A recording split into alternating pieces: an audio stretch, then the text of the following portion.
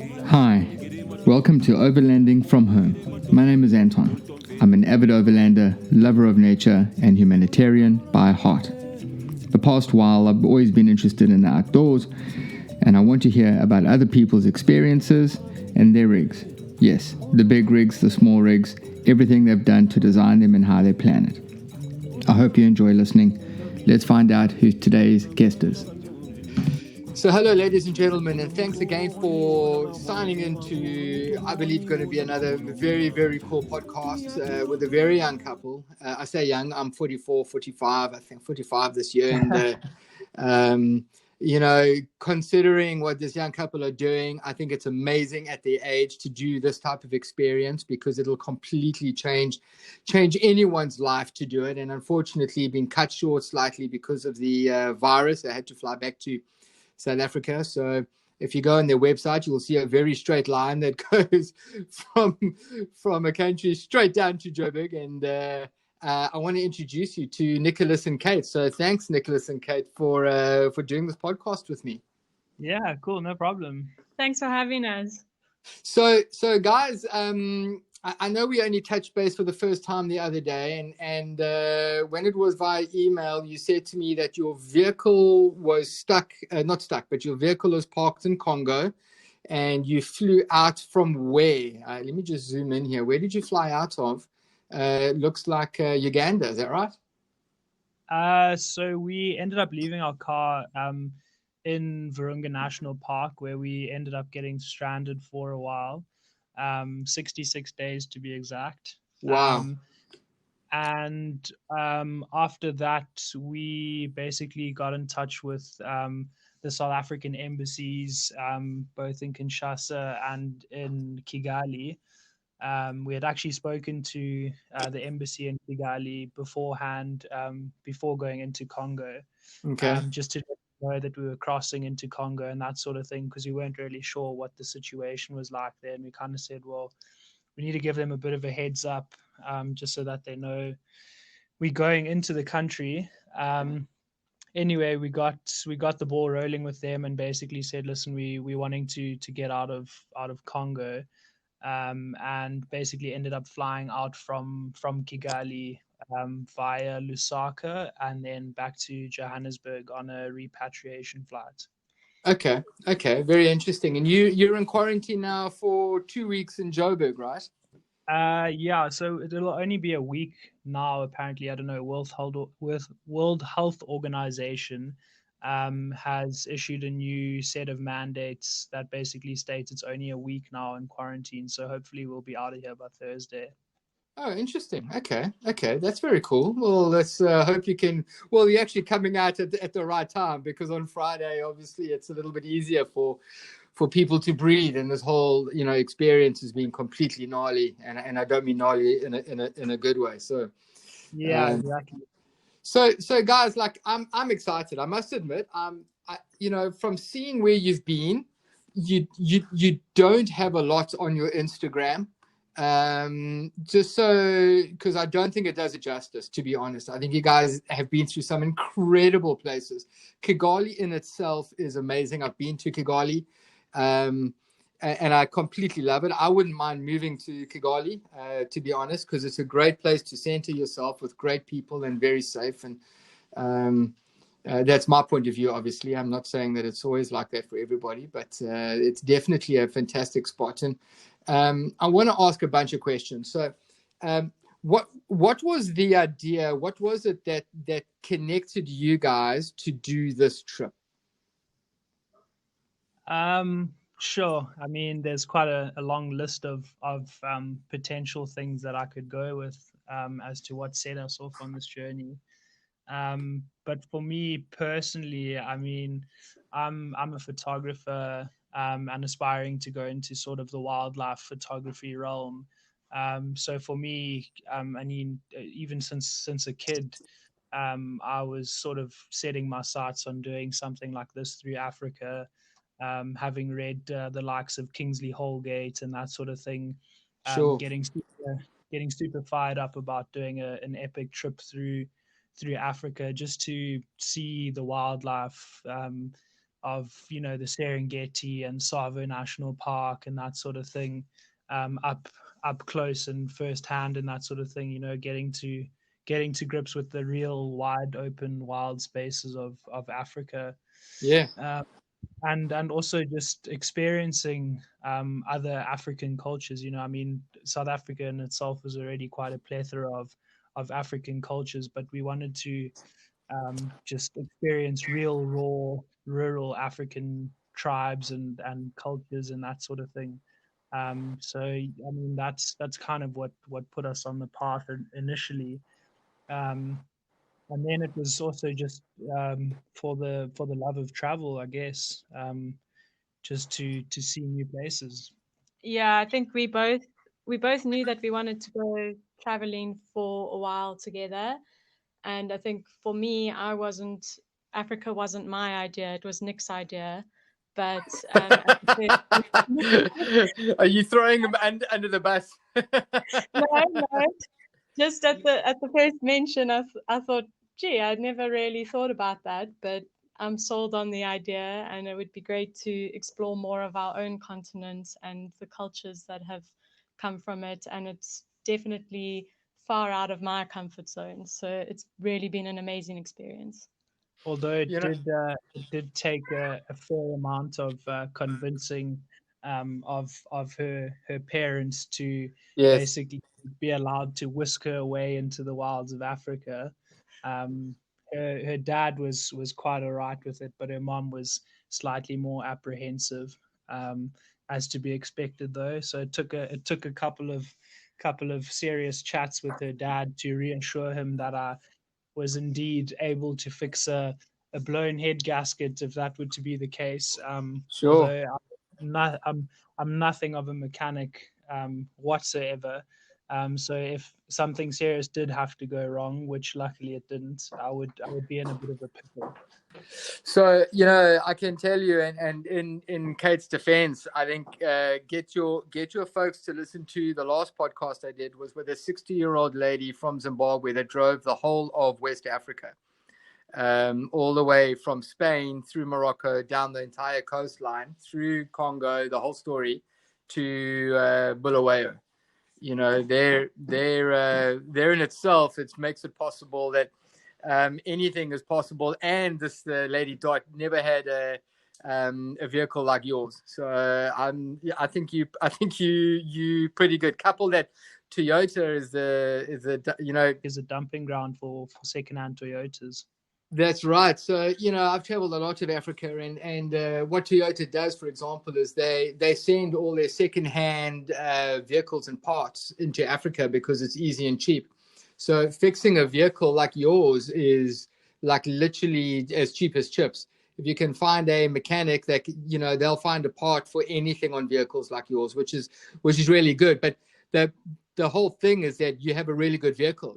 Those vehicles are very sturdy. Obviously, not everyone's exactly the same, but they're a very good vehicle to go into. And it must have been an amazing, when you turn the key on and you're actually going, we're leaving. We're actually getting out of here. Kate, what was your initial thought? Did you shed a tear? Were you shouting, "Thank you, I'm out of here," or what was in your soul? Only smiles when we left. It was a bit strange because there was all this excitement and leading up to it, and then 5 minutes after we got out the gate, we went to the engine and stopped to fill up with petrol or diesel and oil and get that stuff checked. And then we carried on to Messina, to the Beitbridge border, and we were still in South Africa for that whole day. So it sort of felt a bit weird. We didn't really feel like we were going anywhere.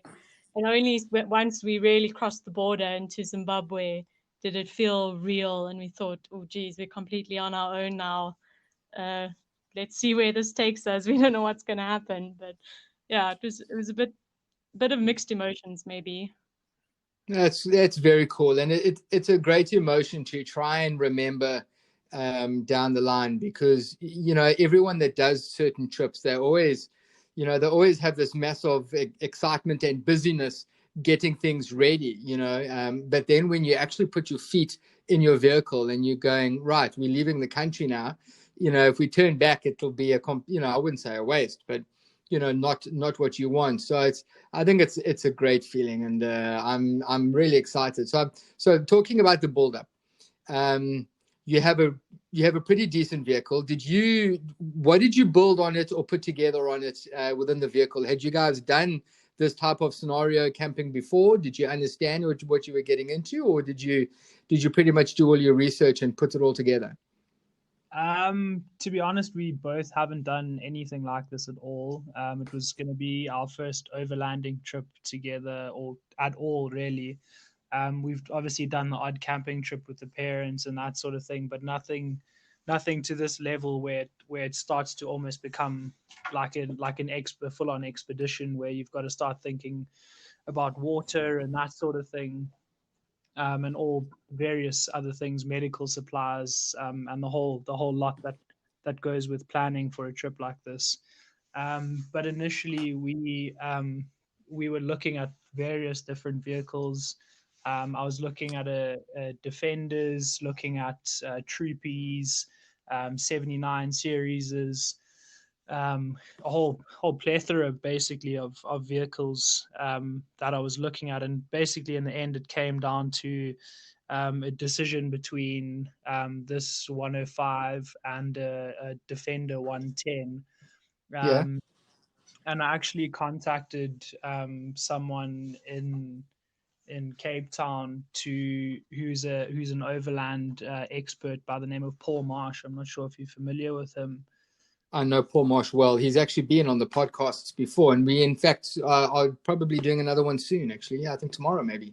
Okay, yeah. So we ended up through watching. I was watching a lot of Andrew St. Pierre White's overlanding stuff on YouTube and that sort of thing, and came to know about Paul, and basically got a hold of him and said, listen, this is what we're planning to do. These are the two vehicles I have in mind. What are your suggestions? And also, having spoken to a lot of other people, I had definitely the love of going for the classic 110 Defender in terms of the way it looks in the African bush. It just typifies African travel essentially. I'm sure you can attest to that with Correct. your 110. But from a practicality perspective, and also just not having much mechanical knowledge at all, we decided to go for the 105, which we got from a client of Paul's, who were basically going on a trip themselves, and they basically had already kitted the whole vehicle out with drawers, with max tracks, all sorts of things, compressor. There was already a tent on top. There was a chair. Pretty much everything was ready to go in the car. And unfortunately, the one of the owners had a heart attack, and basically he had to go into ICU and that sort of thing. And I think they had to cancel their trip. So they were looking for a buyer for the car. And that's basically how we came to be together with Rafiki. But we ended up selling the rooftop tent on top of the car. Which it was originally an alu-cab rooftop tent, and we sold it for an easy on rooftop tent. Really? Which sounds like the typical response we've had. Most people were like, "Wow."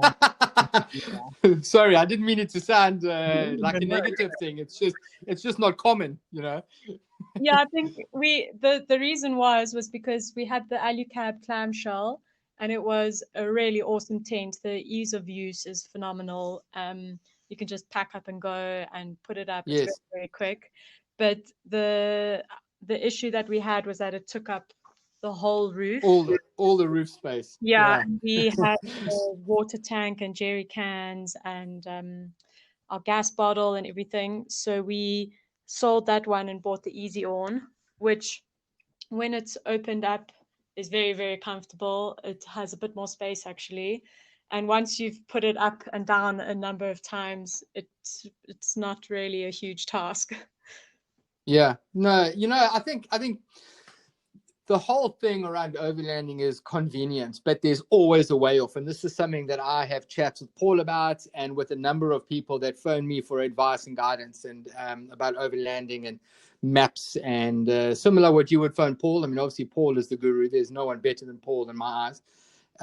But because of my social media, I get a lot of people asking me similar things. And the whole thing around overlanding is convenience and what are you trying to achieve out of it. And if you're in the same place for 2-3 days, your setup is different. If you're in a different place every night, your setup is different. And I think if you've done your research, and by talking to Paul Marsh, you've already done 90% of what you should do. And I think that's a good way of understanding. The only thing with those square tents is many people complain about getting your fingers in the zips and the corners and things like that. So if you've worked your way around it, then you're already way down the line of convenience. Yeah, I must say the first couple weeks was definitely a bit of an uphill battle trying to get to grips with putting the tent up and down, because I mean we literally had the tent fitted about 3 days before we actually left on the trip. So we had almost no idea how to actually put it up and down properly. So it was a bit of a battle in the beginning, but we definitely, much to most people's surprises, actually prefer the easy on tent that we ended up going for. It's just got a bit more headspace and feels a bit more spacious. Although the convenience of the maybe 10-second up and down setup of the alu cab is lost. We definitely are for the easy on tent. There's always a way off, and this is something that I say I think pretty much every podcast is. There's always a way off, and if you need to get that 1,000 kilometers on a full tank, well, on one trip before filling up, and all of those type of scenarios play a very, very big role. I mean, on my 110 I got a full I got a iCamper, which is like a king size bed, but it's the same size as the clamshells.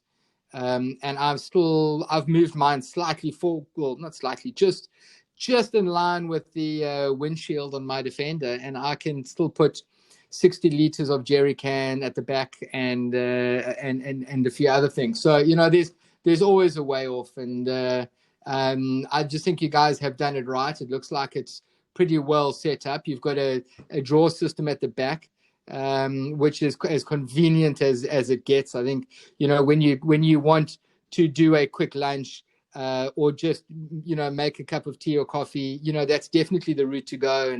And I think you guys have done a really, really good job. Yeah, thanks. I mean, the drawer system is definitely and like you say, completely awesome for that sort of thing when you just want to stop off quickly on the side of the road and make a quick lunch or a cup of tea or that sort of thing. So yeah, we definitely really like the drawer system that was in there initially. So tell me, this just change the subject quickly. Woza Rafiki. Woza is obviously an African word for come. Yeah. Can you tell me about the name? How you guys decided it? Yeah, we went back and forth on quite a few names, but yeah, I don't know how. Yeah, I guess we just came up with the word Rafiki. Wanting to name the car something. At the time, we'd been before the trip, we'd been learning a lot of Swahili on Duolingo, basically just trying to get the basics down for when we crossed into East Africa and at least be able to hold our own when we were in the markets and that sort of thing. Yes. And I think we came across the word Rafiki quite a few times, which basically in the Swahili language means friend. So we kind of wanted to combine something that was going to be about our trip in East Africa, and then also a little bit of flavor from home. So we ended up going for Woza Africa, which basically translates to come friend, essentially. So Wonderful. Woza being come in Zulu, and Rafiki being friend in Kiswahili. Wonderful. Swahili is not a very easy language to speak. I've been in a number of East African countries, and I wouldn't even attempt it, to be honest. I've always wanted to take the time to learn a few other languages, French being one of them. Obviously, wanting to do more of West Africa, but it doesn't happen, man. If you really have to buckle down, and I think you guys have done a good job in settling in with what you want to do. I mean, I just browsing through some of your pictures and having a chat. I mean, you've got BF Goodrich tires. Were those the same tires that came with the vehicle, or did you put those on? We did put them on. I'm not sure what was on initially, but they were the tires that were on there initially were the workshop or the garage's tires that we bought the car from initially, and I don't think they were fit for overlanding. If they were quite old. So we just decided to put BF Goodrich's on from the outset, get a new set of tackies on the car for the journey. Because the last thing we wanted was a flat tire. I mean, 120 Ks outside of Joburg or something, it would kind of be a bit of a failure to launch for the trip if that had to happen. True. And they have been really good tires. We haven't, in the whole year that we've been overlanding, we didn't have to change a tire once. Touch wood. Touch wood.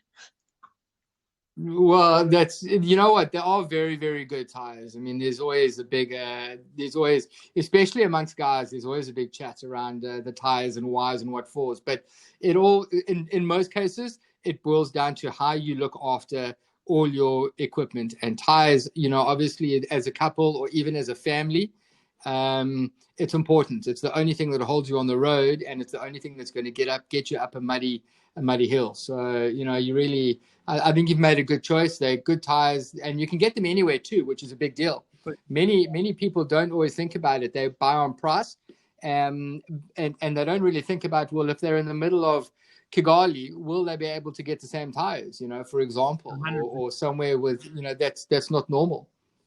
Yeah, I mean, we were quite surprised at how widely dispersed they were. I did see the BF Goodrich label in some pretty far out places, which I didn't expect to, which was quite reassuring if our tire did decide to go. But like Kate said, we've been pretty lucky about not having any issues with our tires, which has been a blessing in disguise. I think also we do have a compressor, and we were quite good about changing the tire pressure depending on the terrain that we were driving. Brilliant. Yeah, that does help. Many locals don't, and that's when corrugation comes in, and it just, you can rattle your teeth out if you get it wrong. Yeah. I did a portion of a trip on my humanitarian work, which is why my vehicle is geared the way that it is. I did an area. I actually spoke about this the other day. I did an area in Botswana. I did Maun, back to Maun, a complete back round trip from Maun to Maun, and the one section we went through from Mahamba, it was crazy. It was completely crazy. I mean, it didn't matter what speed you went, and there's nothing worse. And then you get these locals in a Taz with these hard tires completely flying over these, and you're like, dude, your vehicle is, if my vehicle is about to fall apart, your vehicle is definitely going to fall apart. But I don't know how they get it right. I definitely, I honestly battled on that day. We really struggled. It was, and like your vehicle, everything is tied down.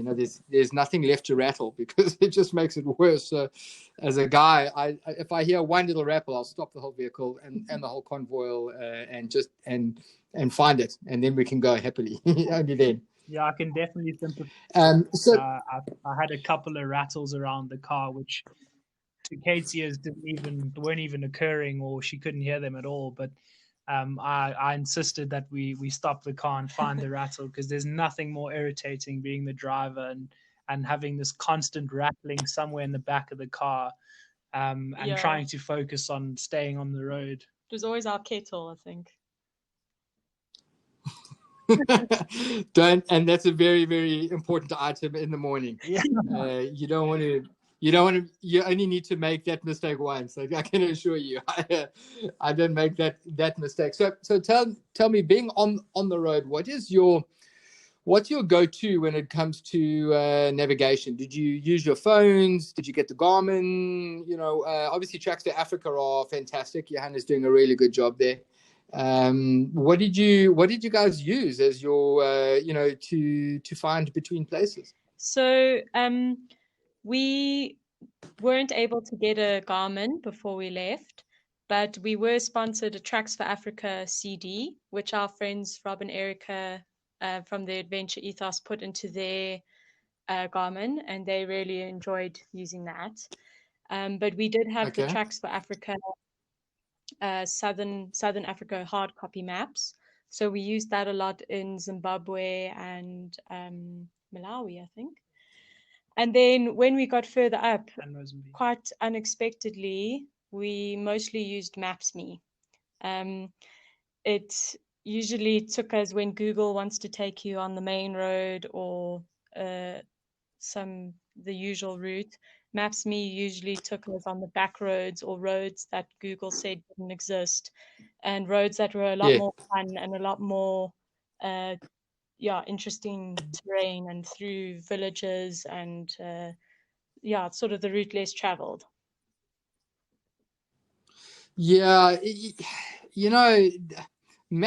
Maps.me are pretty good. There's a few others that are also just as easy, but traveling these days in most of these areas is not very, very difficult. Once you get a good understanding, and even Google Maps is worth it to a point. You need to really get understand what you're doing and where you're going. But I think Maps.me is becoming one of the most popular ones, because you can save waypoints. You can do some form of routing and understanding, and I think it's pretty fine. So just using your phone these days is not really difficult. But I use I have a Garmin InReach Mini, which is a tracking device, because some of the areas I go, there are no roads, or not mapped roads. Let me put it that way.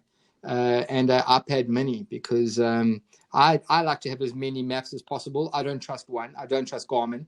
I don't trust Google. So I like to check between them and make sure that I am going in the right place, because it can take me a day if I go in the wrong place, or in the wrong direction, I should say. Yeah, for sure. I mean, we definitely were quite happy with using just Maps.me. We did end up buying a paper map of East Africa when we were in Tanzania, I think, which we did also use. It was quite average, but it did kind of help give us a bit of perspective as to where things were in relation to other things. But yeah, I must say we didn't go wrong many times with Maps.me, although we did have a couple interesting roads that it took us on, some of which weren't even roads. They were more just footpaths than anything else, which kind of adds to the journey anyway. But yeah, we were quite happy with just using Maps.me, to be honest. We didn't really have any problems, like I said. Brilliant. I dig it. I think they all work to a point. I mean, obviously, depending on what you're able to put in and understand about the app, which is quite different. I've had people complain about certain apps, but they didn't understand them or know what they were doing. So, who do you blame? User or the app? Yeah, no, for sure. I mean, just going back with Google Maps, like you said, it worked to a point. But we found as soon as we left major town centers and that sort of thing, and we were in sort of quite remote areas, it didn't really know where we were at all, and it was quite a mission as well, because you always need cell phone reception and that sort of thing, and that's why we preferred the Maps.me, because it's also obviously offline map. So once you got the map, you just kind of go for it.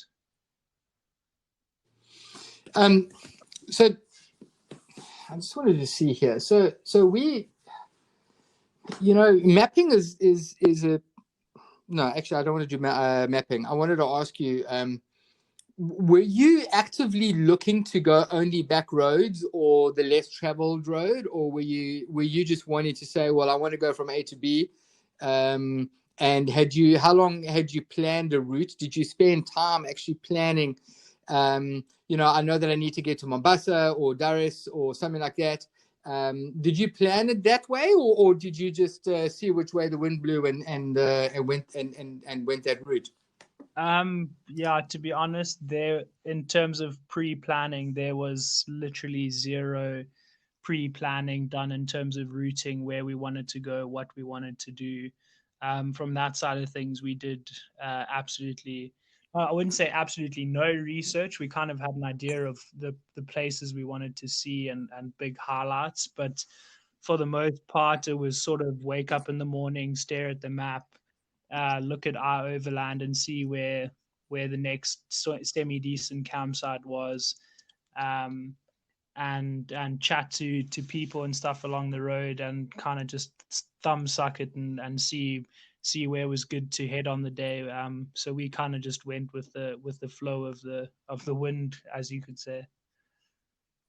Okay, all right, that's pretty cool. I mean, it's always nice to know what you're doing and where you're going, but also having that element of surprise, I guess, is the word.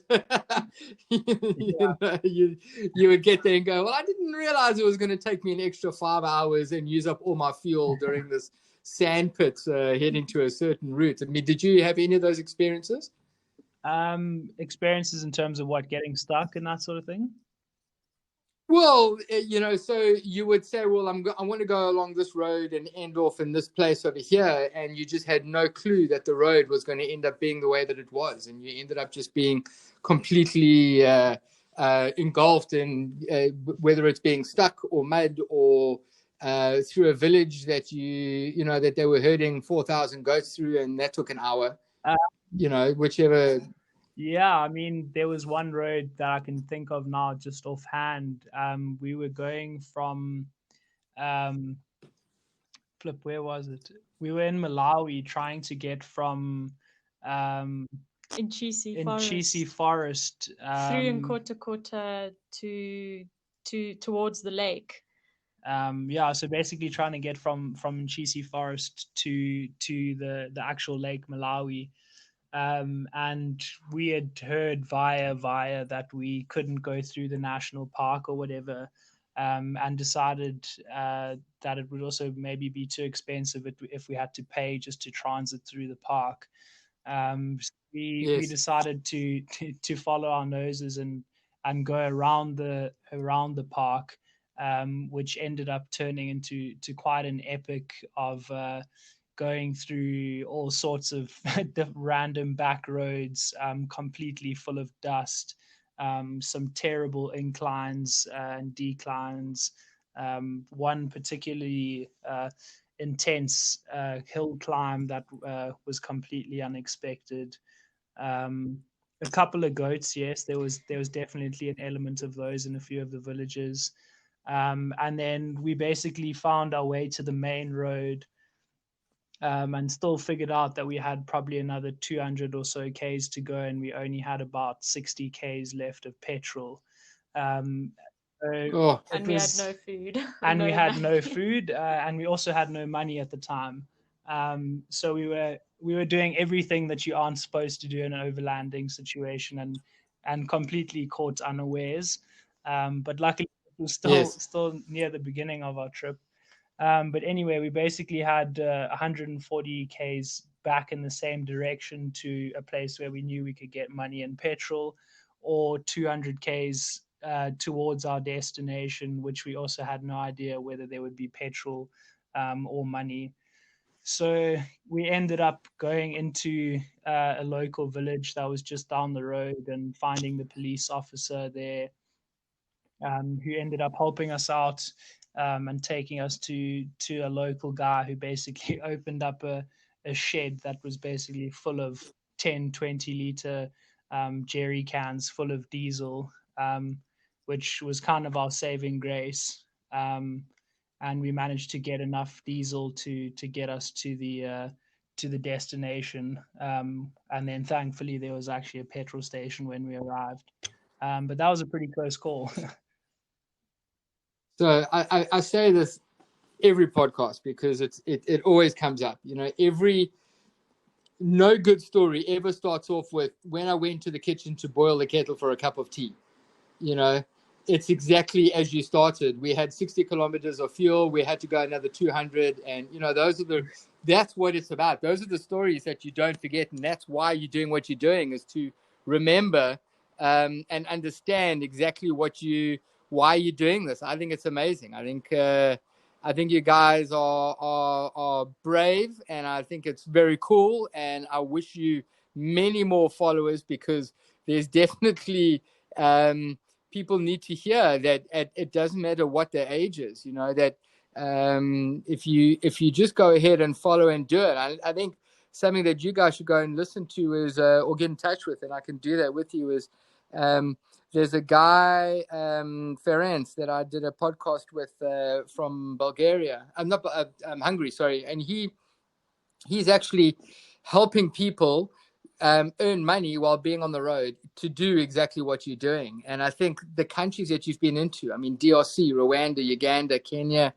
Tanzania, I'm just mentioning a few that are on your page. But looking at the pictures, I think you guys should be doing this. And I think you've kind of told me what you were looking for, you know, like why you wanted to do it. But what's your end goal? I mean, Kate, what are you hoping to get out of this? I know that experience is going to be there. Is it, you know, are you wanting to be a professional travel writer? Are you wanting to be an adventurer? I mean, there's not a lot of women that are out there doing this type of thing. And I know you're doing it as a couple for sure. But, you know, you Nicholas, are taking out what you want. Kate, what are you wanting to get out of this? That's quite a hard question. Well, is it a bit long? I'm sorry. Do you want to take a moment to think about it? You don't have to answer it. It's a hard question. I think for me, so I studied architecture, and I think for architecture, like, we do write together on our blog, and it is something I'm interested in because we are at some point in the future planning to do West Africa. And I think now that we've done this trip, we can really know sort of the ins and outs a lot better of how we could possibly make this into a living. But for me, from an architecture point of view, I did work on a few small volunteering projects and some paid projects while we were working. And I think as an architect, it's really important to experience different cultures, religions, environments, because at the end of the day, you are designing buildings that people are going to use. So you have to have a good understanding of people, and everyone's different. Everyone comes from different backgrounds. So for me, going out of my comfort zone and just experiencing things that are completely different, it's changed like my outlook on how to approach things and how to deal with people and how to deal with tricky situations. So I may not necessarily take from this experience becoming like a intrepid female traveler for the rest of my life, but it's definitely had a profound impact on my profession as an architect. I look forward to hearing from you when you go through Ethiopia and you see how they do buildings in Ethiopia. Your jaw will drop. Yeah, we really, really were quite disappointed that we didn't get to Ethiopia, but it was just going to be a bit expensive for the Canada passage. And so we do hope that we will get back there. I've heard that it is amazing and just totally different to everywhere else in Africa. Ethiopia is incredible, and you know, the way that they build their 5, 8, 10-story buildings is a little scary. It's the same as what I saw when I was in Somalia and South Sudan, but Ethiopia is definitely a massive eye opener. You actually stand there watching these guys build scaffolding out of wood and bamboo. and they go up stories, and it's quite it's quite hectic to say the least. But I want to ask you guys two more questions, because we're actually coming up to 40 minutes and that. I want to ask you guys, so are you still wanting to carry on if you're able to fly back to Congo? I think you did tell me that your vehicle is coming back to SA. Is it necessary? Is it not possible that after the virus and drama in 4 or 5 months or so that you can head out and carry on doing what you want to do?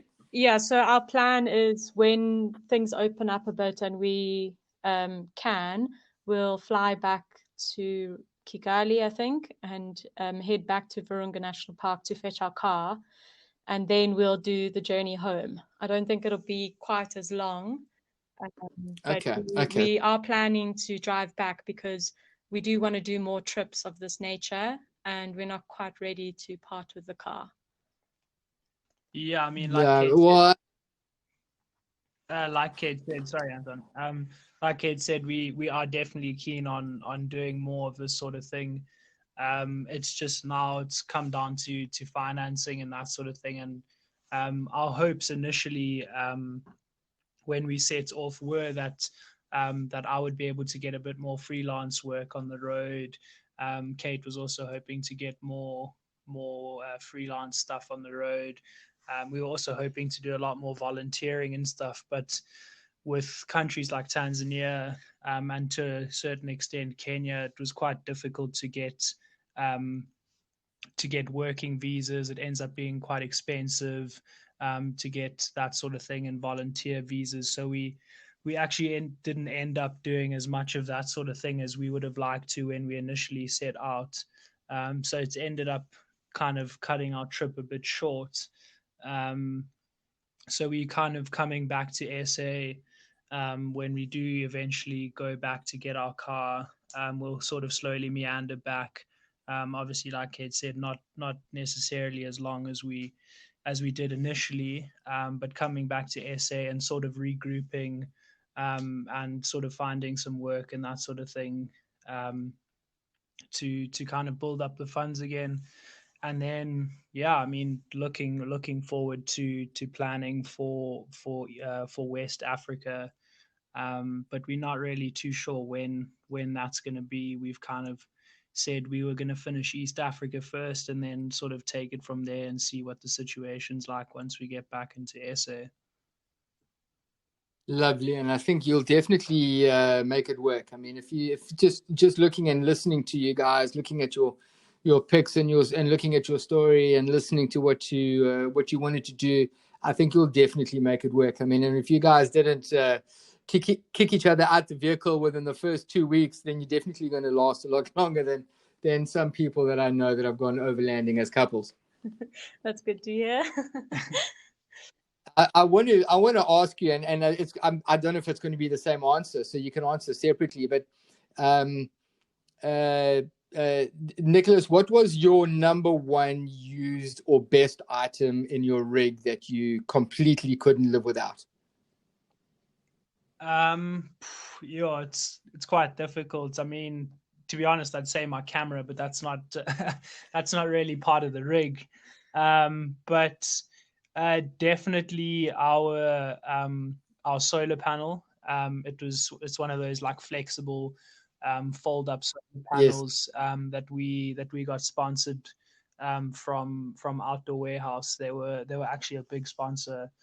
We approached them in the beginning to tell them about the trip and that sort of thing, and they ended up taking quite an interest in our trip and that sort of thing, and ended up sponsoring us quite a bit of cool kits and that sort of thing, which helped a lot. But yeah, definitely our solar panels being a huge one. It's allowed us to stay in certain places for a lot longer. I mean, extending 3 to 4 day stays to sort of a week and that sort of thing without having to worry about the battery running flat and that sort of thing. And then, yeah, I mean, we didn't have one initially when we set off. We went for about 7 or 8 months without an inverter. Okay. both of us being, or Kate being an architect and having done a bit of work on the road, and me being a photographer, obviously needing to edit photos a lot of the time and video and that sort of thing. We were on our laptops quite a bit when we were doing that sort of thing. So we kind of struggled with charging cameras and that sort of thing. But later on, about 8 months down the line into our trip, we ended up getting a Victron inverter in the car, which has been a huge help in terms of keeping cameras, laptops, that sort of thing charged. And yeah, I mean, it's something I highly recommend to anyone setting off. It's indispensable, really. It's a game changer. Yeah, 100% a game changer. And Kate, what was your number one loved, most used item or thing? I think I agree Coffee machine. with both of Nick's, but actually our bread pot, I think, from Outdoor Warehouse as well. Really? Just those cast iron. Yeah, the bread in Africa is quite terrible. Well, maybe not South Africa, but everywhere else, the bread's not great. So we had quite a few times where we cooked bread on the campfire, put some coals under the pot and on top of the pot, and just makes awesome bread, really tasty campfire bread. Yeah. But we did, I think if you are a coffee drinker, definitely choose your mode or your preferred equipment or instrument for coffee making wisely, because we really struggled. We didn't have anything at the start, and you cannot find a plunger anywhere. Once you leave South Africa, It's very hard. And eventually we found one about 6 months after traveling, and then we could drink some decent coffee. Well, there you have it. So listen, guys, I really appreciate the time that you've given me, and thank you very, very much. I think I'm really grateful that I got to do this with you and have a chat and experience what you guys thought about, what you went through, and I'm really glad that it's going to work out for you. And listen, just because you're going to go and fetch your vehicle doesn't mean you have to come straight home. It can go via West Africa. It just means that you're not going to get home sooner than you thought. That's all. Cool, for sure. I mean, finance permitting, we'll definitely bypass SA if we can. So yeah, we look forward to what's to come. Yeah. And yeah, thank you for your time, Anton. It's been great having a chat to you. Yeah, thank you for hosting us. No problem. It's been pretty cool, and I think a learning curve for both of us. I was hoping to have a little bit more detail before the chat, but obviously, like me, I like to document what I can, but all the stories are in my head, and I can tell anyone anything. It just might not be on any of my social media, and I think you guys have a lot more to tell, and a lot of stories out there that are going to be very cool that people will enjoy listening and reading to. Yeah, for sure. Yeah, if people are more interested in what we've been up to and our story, we have a blog which is wozarafiki.co.za, and our Instagram is Woza_Rafiki.